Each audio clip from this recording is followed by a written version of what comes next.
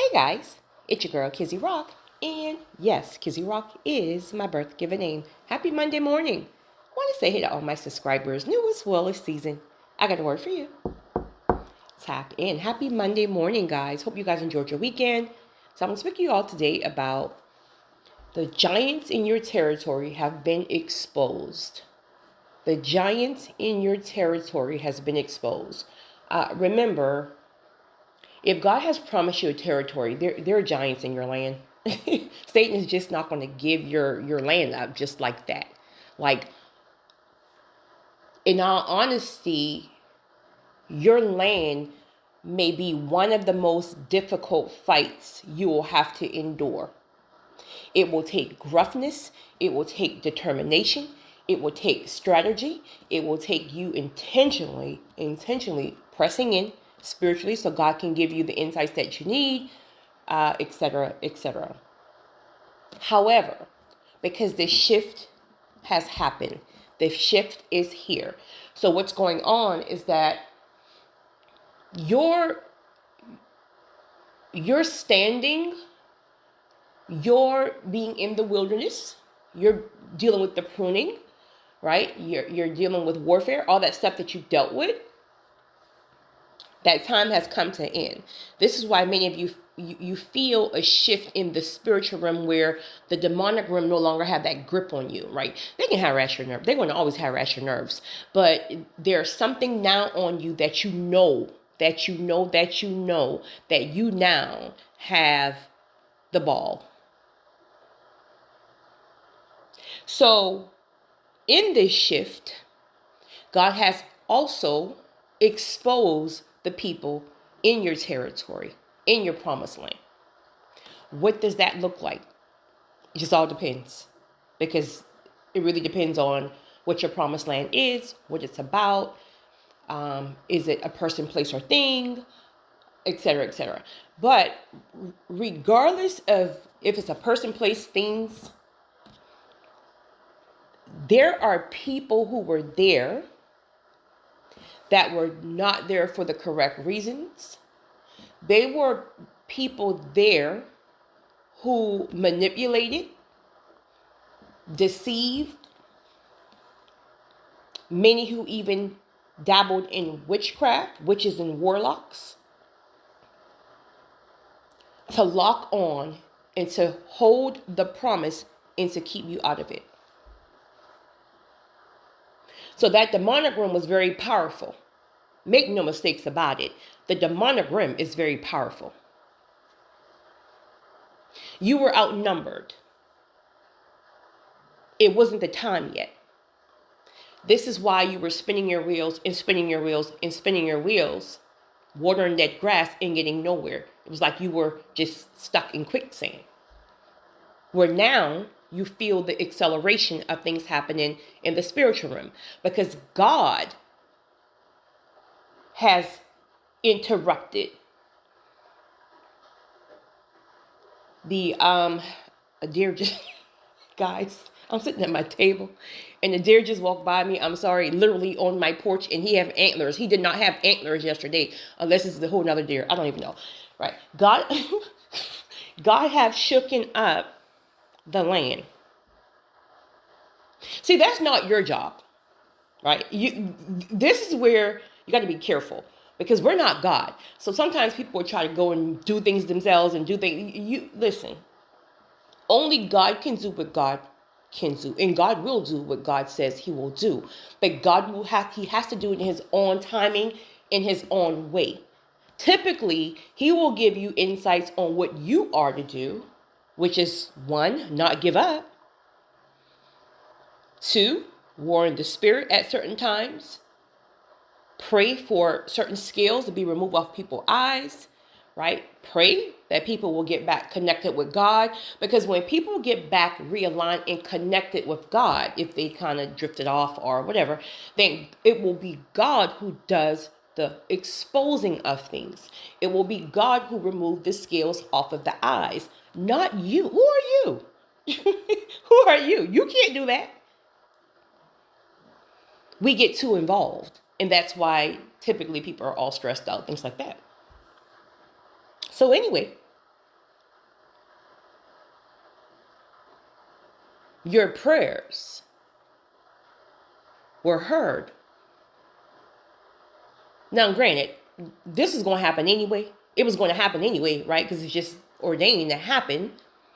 But you were in alignment. Your prayers were heard. God shook up the territory. So every demonic, witch, warlock, narcissist, whatever was there, has now been exposed. So much so that they're being thrown out, kicked out of the promised land. Not gently taking your time, thrown out of the promised land.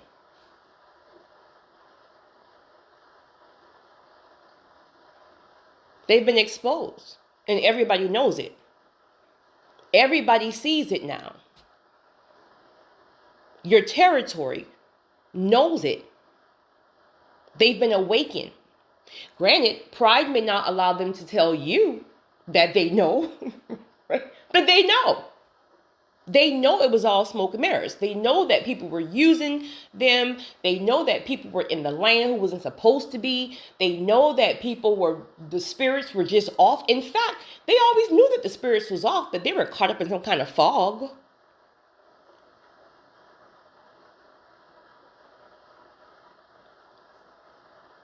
Your promised land is now. Continue to stand. Continue to focus. Do not get your hands in any foolishness. Don't start no new business. Don't get your hands in anything right now. If it's people in your promised land, or were in your promised land, they know they messed up. They know that they messed up. Because see, your promised land is pure, right? It's pure. It's beautiful. It may not be perfect, but it's pure. It's good people. It's good ground. It's good places. It's pure. The promised land itself. The people are just people, so we miss things all the time. If you're not tapped in. If you're not tapped in and you went left for a minute, then you allow things to slip by. But let me tell you something. It only takes one snake to get in a territory. Because that one snake will start to shed. That one snake will start to literally manipulate and control and maneuver to the point where you got other people jumping on board. And before you know it, things are outnumbered and all hell breaks loose. And it's like people can't even find their way out. But because God is waking people up, because God is bringing people back to him, he has to remove the scales off of people's eyes. God is literally showing people truth. And because these counterfeits know that they messed up a good thing, they just thought that the good thing would have never opened their eyes. But your witchcraft can no longer work.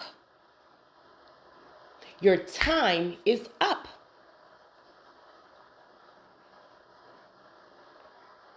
This can look like counterfeits. This can look like family members on their side is keeping you from things.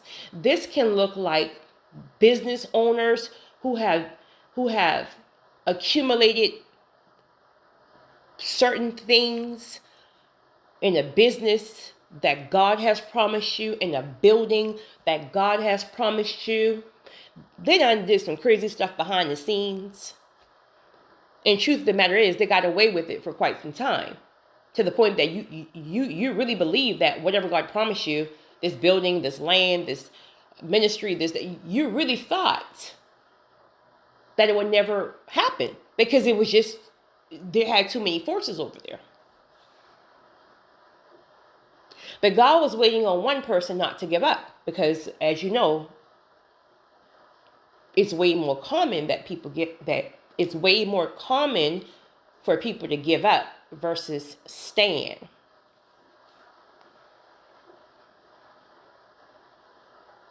I said over the weekend, because God gave me so many, you guys know I don't typically post on the weekends, but this weekend, I think I might have posted about 6, 7 messages because God kept pouring and pouring and pouring and pouring. And in one of those recordings, one thing I said was exposure is coming, right? Now, when I made that recording, I was speaking about from a higher up level, meaning major people, right? These can look like major, quote unquote, preachers, right? For some, major celebrities, things like that. God is starting at the top. And then things are going to start to trickle down. But right now, I'm speaking about things in the promised land. Counterfeits are being exposed. They know they messed up. They know they no longer have a grip on the promised land to the point that they're going to be begging to come back. But because the scales have been removed, there is no coming back. Many of you are seers. God is going to position you, right? In this upcoming season, there's so many different assignments that we're going to have as people. Again, some people are going to be kingdom financiers. Some are going to be seers. Some are going to be prophets ordained for a specific group of people. Like God is going to start branching people off in so many different areas. But many of you guys are seers. And this can look like for a particular person. This can look like for a group of people. This can look like however God wants to branch it off. But this is why, if you notice, God have given you so much insight when you've been pressing in lately. He's given you that insight for a reason. He's giving you insight on this whole journey. He's showing you certain things that the average eye can't even see. So you're feeling like, how in the world can you not see this is a whole warlock? How can you not see that this is a whole witch? How can you not see that the people over here they don't even have your best interest at heart? In fact, the people over here are really plotting to hurt you. How can you not see? They can't see it. They're not ordained to see it. You are. You can. You're a seer. So that's why God gave you so much revelation and insight that the average eyes can't see. The average spirit can't discern.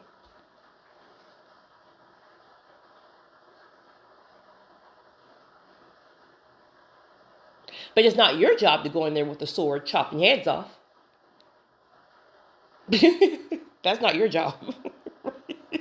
That's not your job. God will tell you clearly what your job is. That is not your job because you are not God, honey. But God will definitely show you what to pray against, who to pray for, what to war against,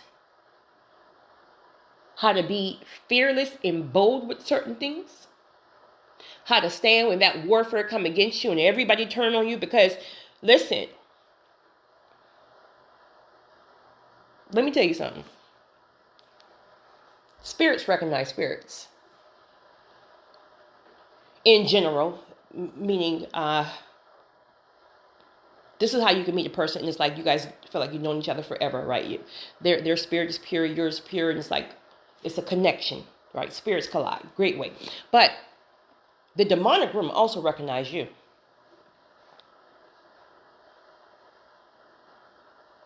Oh, they know who you are. I can't tell you how many times this has happened, right? Not back to back, but it happens randomly. Just not frequently, but it happens. Where you walk in somewhere, it can be a grocery store. And you can feel somebody looking at you, right?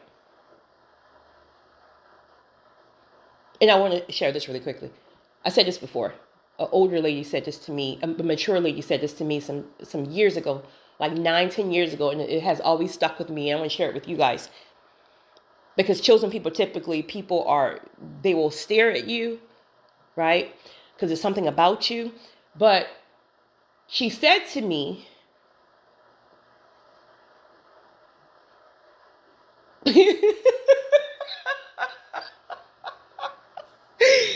it just came back in my mind how that conversation even started. So I was at this. It was like a jazz. It was like it's a restaurant, but it's like a jazz lounge type thing, right? So when I walked in,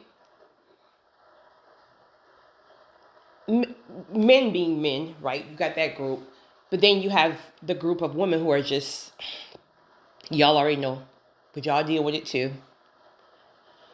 Who does she think she is? How you gonna just come in here and take the attention? First of all, we don't take attention. We demand it, period. And it's natural. Because we ain't even trying, honey. We ain't got time for that nonsense. Period. Right? You got that group. But then you also have a smaller group, which she happens to be in these group of individuals where I don't care who you are. You're not about to shake my confidence. Oh, sis, you bad, but I'm bad too. Period. That type of woman. So she followed me in the bathroom, right? And she kind of like had me up against the wall almost. And I'm just like, hi, right? Because I'm just like this friendly person.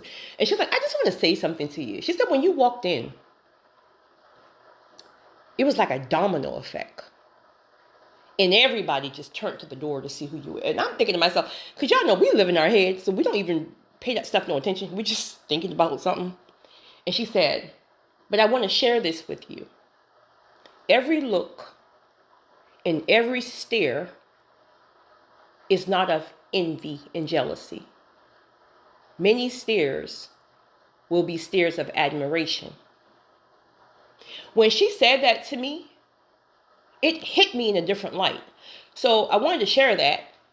When some of you go places and people are, because I've had a few of you ladies say this in the comments that you've always dealt with catty women as well. And it's very hard because you got the same struggles that they have. Like seriously, we all got the same struggles. So I don't know why women tend to think that somebody has one up on them. Your sis got the same struggles as you. Push past that nonsense and level up. Because ain't no chick can intimidate you. Period. You bad, but I ain't thinking about you. I'm in my lane. Anyway. So, in contrast, you can feel somebody staring at you. That's not of admiration, nor is it of jealousy.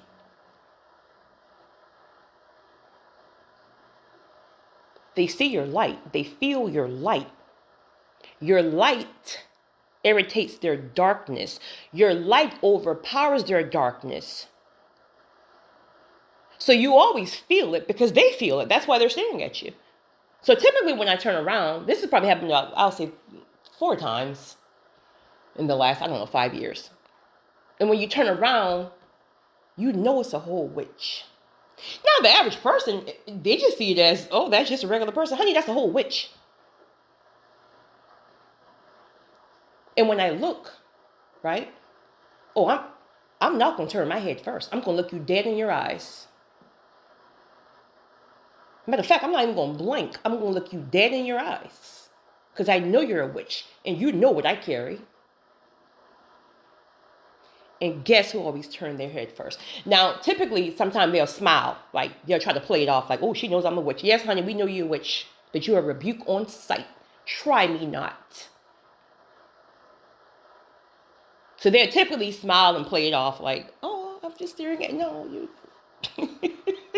But then I met one, but I had that encounter in a restaurant one time. And this chick wouldn't turn her head. Like, seriously. We had just stared on match for like 2 minutes, honey. And I was rebuking her. Honey, if she could hear the things coming out of my mouth. But she finally turned her head. Try me not. Know what you carry, friends. That power that you will accumulate in your wilderness will all be worth it. So those witches and warlocks know their time is up.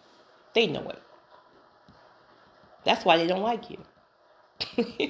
But you can't do nothing about it. Your time is up. Get out. I gotta go, guys. You guys have a great day. I got the wrong phone. You guys have a great day. It's your girl, Kizzy Rock.